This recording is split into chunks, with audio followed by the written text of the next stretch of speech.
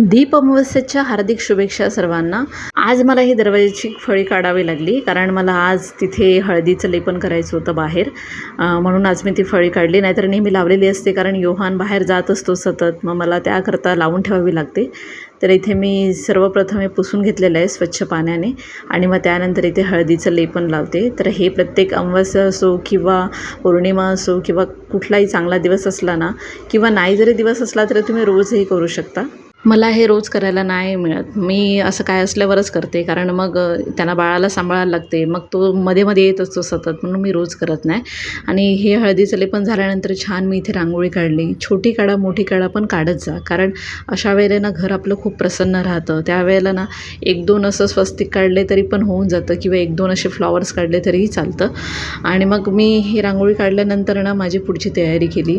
जसं की आज दिवे सर्व घासून पुसून ठेवले होते मी, मग ते मांडायचे होते, मला पूजन करायचं होतं त्यांचं. तर माझ्याजवळ जास्त फुलं पण नव्हती, 5-6 फुलं होती, त्यानेच मी सर्व केलं. गरजेचं नाही की तुमच्याजवळ सर्व साहित्य असायला पाहिजे. तुमचं मन निर्मळ असेल ना तर कुठलीही पूजा ॲक्सेप्ट होते. मग इथे पाटावर मी लाल कपडा मांडला, मग हळदी कुंकू केलं आणि मग त्यानंतर हे थोडे तांदूळ ठेवले कारण ह्याच्यावर मला पंत्या ठेवायच्या आहेत. आता तुमच्याजवळ किती आहेत त्या हिशोबाने तुम्ही असं करा, पण हळदी कुंकू आणि अक्षत हे ठेवा. आणि ह्या पूजेमध्ये ना आपले कणकेचे दिवे करणं खूप गरजेचं असतं, कारण तोच आपला नैवेद्य पण असतो आणि त्यानेच आपल्याला ओवाळायचं असतं. परत आपल्या घरात जर मुलं असतील तर त्यांच्या हाताने पण हे काम करून घ्यायचं, किंवा लहान असतील तर त्यांना ओवाळून घ्यायचं. स्पेशली मुली असतात तेव्हा पण जास्त ओवाळलं जातं कारण मुलींना लक्ष्मीचं रूप मानलं जातं त्याकरिता. पण जर मुलं असतील ना तरीसुद्धा ओवाळून घ्या. इथे मी सर्व झाल्यानंतर माझ्या बाळाला इथे ओवाळून घेतलं. आता कसं शांत बसलं असं वाटतं तुम्हाला, पण खूप मेहनत करून त्याला असं बसवलेलं आहे कारण एका जागेवर बसणं शक्यच नाही.